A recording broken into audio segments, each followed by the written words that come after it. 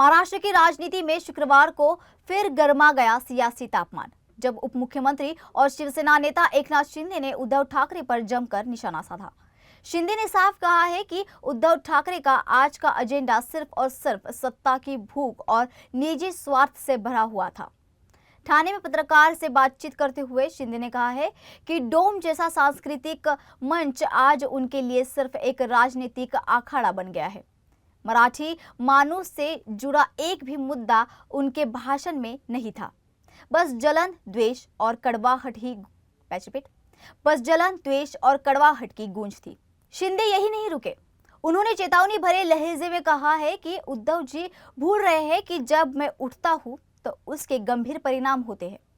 वो सिर्फ शब्दों का शोर है, साहस नहीं। उप मुख्यमंत्री शिंदे ने कहा है कि उद्धव ठाकरे वो नेता है जिन्होंने न विचारधारा बचाई, न ही जनादेश की इज्जत की।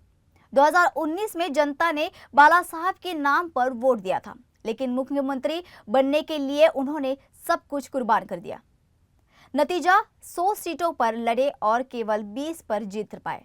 तो एकनाथ शिंदे ने मराठी के हित के काम गिनाते हुए कहा है कि उनकी सरकार ने राज्यगीत को मान्यता दी, मराठी को शास्त्रीय भाषा का दर्जा दिया। लेकिन दुर्भाग्य ये है कि आज के मंच से प्रधानमंत्री नरेंद्र मोदी पर भी हमला किया गया। उन्होंने कहा है कि अब उद्धव ठाकरे को जवाब देना चाहिए कि मुंबई में मराठी आबादी क्यों घटी और प्रतिनिधित्व क्यों कम हो गया। ये सारा हिसाब जनता को चाहिए। शिंदे के इस हमले से साफ है कि महाराष्ट्र की सियासत में ठाकरे बनाम शिंदे की लड़ाई आने वाले निकाय चुनाव में और भी तेज होने वाली है। 3 वर्षापूर्वी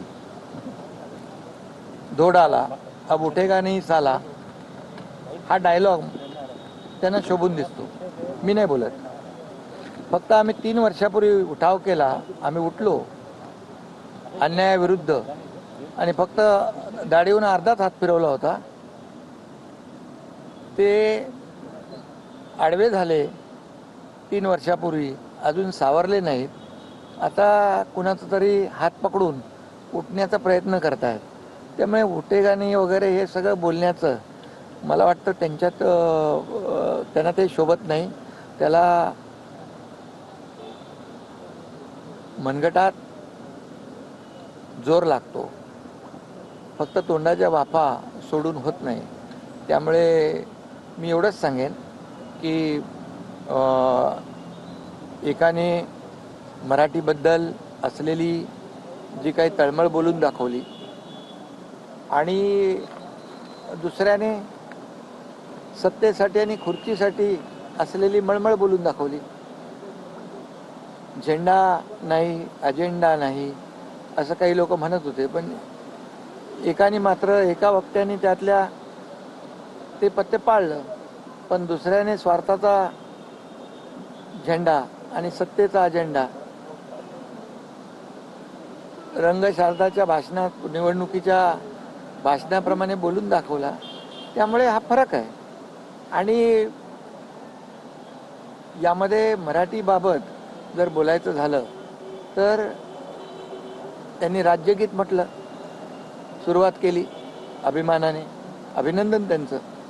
पण ते राज्यगीत जे आहे महाराष्ट्राचं, ते मी मुख्यमंत्री असताना ते राज्यगीताला मान्यता दिली, राज्यगीत सुरू केलं आणि त्या राज्यगीताने त्यांनी सुरुवात केली।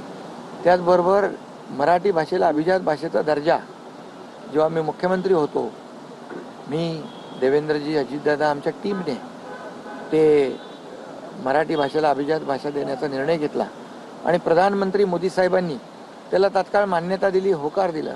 मला जाऊ द्या, माझ्यावर तर तुम्ही रोज टीका करता, पण ज्यांनी अभिजात भाषेचा दर्जा मराठीला दिला त्यांनाही तुम्ही सोडलं नाही। त्यामुळे आजचं जे काही मेळावा जो होता की मराठी भाषेसाठी, मराठी माणसांसाठी, त्यांच्या भाषणातून एक आगपकड होती, द्वेष होता, जळजळ होती, मळमळ होती, ती दिसून आली। आणि त्यामुळे मराठीसाठी आम्ही काय केलं, मराठीसाठी आणि त्यांनी काय केलं, मराठी माणूस मुंबईच्या बाहेर फेकला का गेला, मराठी टक्का कमी कमी का होत गेला, इकडे वसई विरार नाला सोपारा, इकडे बदलापूर अंबरनाथ वांगणीपर्यंत का गेला, याचं उत्तर त्यांनी दिलं पाहिजे. एकाच्या भाषणामधून की मराठी माणसासाठी खऱ्या अर्थाने जी तळमळ होती ती दिसली, आणि दुसऱ्याच्या भाषणामध्ये सत्ता आणि खुर्चीसाठी जी मळमळ होती ती दिसली.